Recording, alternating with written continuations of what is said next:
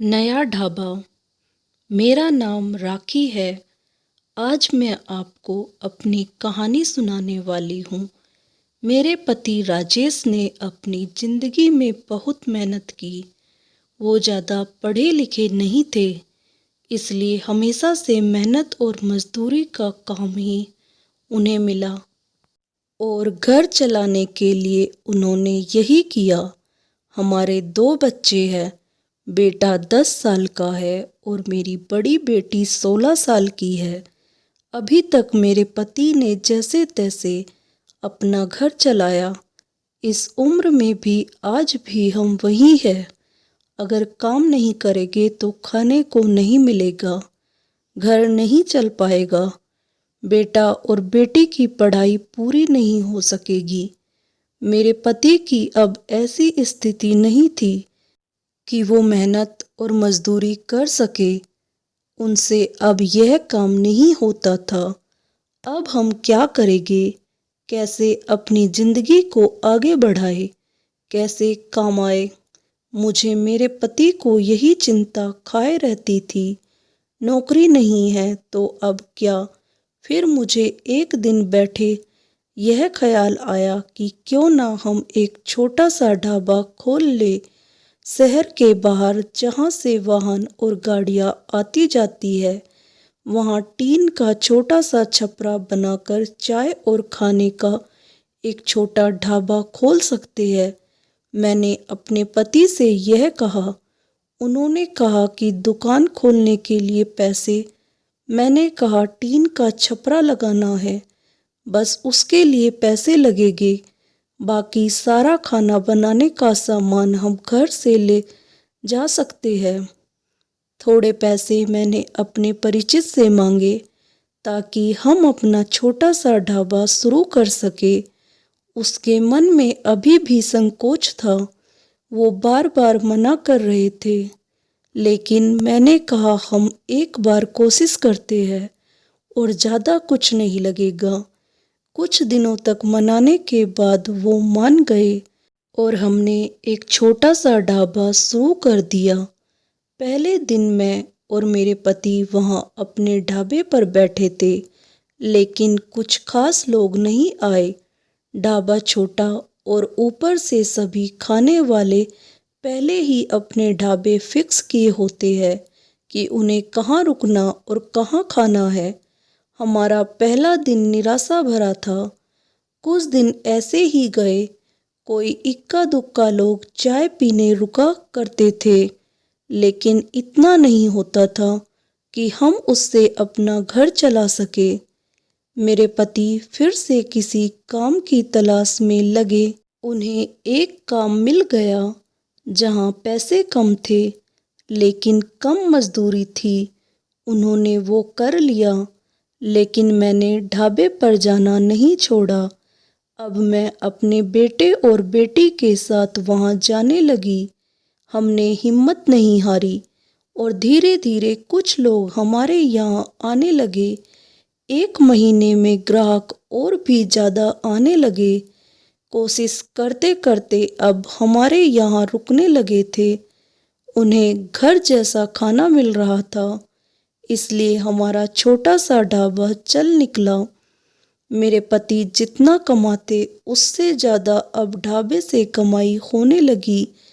देखते ही देखते हमने जो छोटा सा ढाबा खोला था, उससे हमारी आर्थिक स्थिति में बहुत सुधार हो गया। जो कर्जा लिया था वो भी उतर गया। हमें एक नई उम्मीद मिल गई कि सब कुछ अच्छा चल रहा था। ढाबे को खोले 6 महीने हो गए थे। हमारे चेहरों पर रंगत आ गई थी। लेकिन फिर ऐसा कुछ हुआ जिसके बारे में मैंने सोचा भी नहीं था। एक दिन घर से जब हम लोग ढाबे के लिए जा रहे थे, तब मेरे पति कहते हैं ढाबा आज से बंद, कोई भी अब वहाँ नहीं जाएगा। यह कहते वक्त वो बड़े ही गुस्से में थे। ऐसा गुस्सा मैंने उनके चेहरे पर आज तक नहीं देखा। मैंने बोला क्या हुआ? क्या बोल रहे हो? इतना अच्छा हमारा ढाबा चल रहा है, आपको क्या हो गया आज? वो बोले, मैंने कहा ना कोई भी अब वहाँ नहीं जाएगा, ना तू ना तेरी बेटी। मैंने बोला, आप शांत हो जाइए, आपकी तबीयत ठीक नहीं है, आप आराम करें, हम लोग इस बारे में बात करते हैं। वो और ज़्यादा गुस्सा हो गए, कहा कि कोई बात नहीं होगी, मैं जितना कमाता हूँ उतने से घर चल जाएगा, तू अब वहाँ नहीं जाएगी। मेरे पति का ऐसा रूप मैंने पहले नहीं देखा था। उस दिन मैं ढाबे पर नहीं गई, लेकिन जब वो शाम को आए तो भी उनका मुंह उतरा हुआ था। मैंने सही समय देखकर उनसे बात की, पूछा क्या हुआ, आपको ऐसा क्यों बोल रहे हो? वो बोले कि मेरा मुंह मत खुलवा, मैं सब जानता हूँ कि तू क्या कर रही है। मैं तेरे साथ इतने दिनों तक वहाँ रहा, तब वहाँ कोई नहीं आता था और मेरे जाते ही ढाबा चलने लगा। आखिर ऐसा भी क्या हो गया? मेरे तो होश ही उड़ गए। वो क्या बोलना चाहते थे मैं समझ गई। ऐसी बात वो भी शादी के इतने दिनों बाद उनके मुंह से सुनकर मुझे यकीन ही नहीं हो रहा था कि यह मेरे पति है। मैं एकदम खामोश हो गई। रात को मेरे आंसू नहीं रुक रहे थे। मेरे मुंह पर अब ढाबे का नाम भी नहीं आया। इस तरह की बातें सुनने के बाद मेरा अब कुछ करने का मन ही नहीं किया। उस दिन से खामोश हो गई। अब कुछ करने को कहने को बचा भी नहीं था। मैंने सोचा था कि उनको कोई सफाई नहीं दूंगी, वो अपना काम करते रहे, लेकिन उनकी कमाई कम थी, उससे अच्छे से गुजारा नहीं हो पाता था। कुछ ही दिनों में जो पैसा जमा किया था वो ख़त्म हो गया। करीब 3 महीने बाद ही उनकी तबीयत खराब हो गई और वो बिस्तर पर आ गए।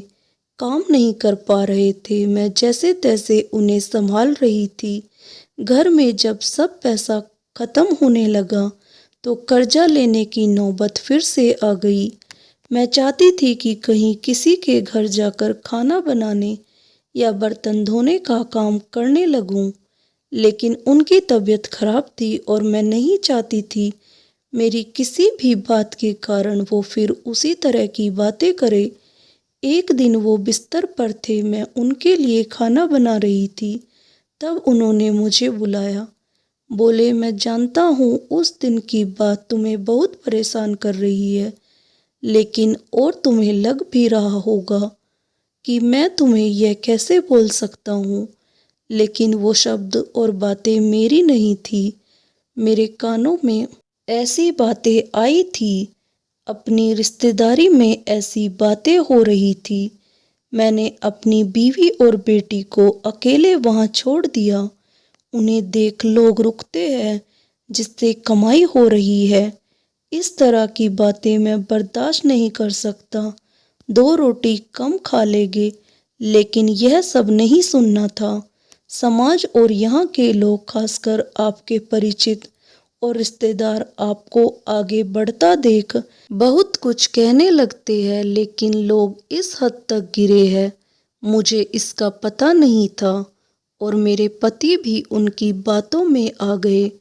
उस समय मैं भी होती उनकी जगह तो शायद यही करती, मुझे भी उतना ही बुरा लगता, वही फैसला लेती जो उन्होंने लिया। मैंने उन्हें कहा कि कहाँ है वो शुभचिंतक जो अब आपकी मदद करने नहीं आए। जाइए, आप उनसे पूछ लीजिए, हमारे घर में खाने को नहीं है, आपकी तबीयत खराब है, आप बताएं कौन आया है। अब हमारी मदद करने दुनिया किसी को खुश नहीं देख सकती, और अगर कोई मेहनत करके आगे बढ़ता है तो सारे प्रयास करके उसे पीछे धकेलने की कोशिश करती है। और आप उनकी बातों में आ गए, वो लोग सफल हो गए, सबको बात बनाना है। अब अगर हम भूख से मर जाएंगे तो भी उन्हें बातें मिल जाएगी। वो लोग कुछ समय तक बोलते, अगर हमें कोई फर्क नहीं पड़ता तो वो थक कर हार मान लेते। वो पीठ पीछे ही इस तरह की बकवास कर सकते हैं, सामने आने की तो उनमें हिम्मत भी नहीं है। उस दिन मेरे पति की आंखें खुल गई। उन्होंने कहा कि तुम सच बोल रही हो, मैं ही पागल था। लोगों को सफाई देने और उनके आगे अच्छा बनने में अपना नुकसान करा लिया। जब हम गलत नहीं हैं तो हमें सफाई क्यों देना? क्यों डरना? मुझे माफ़ कर दो।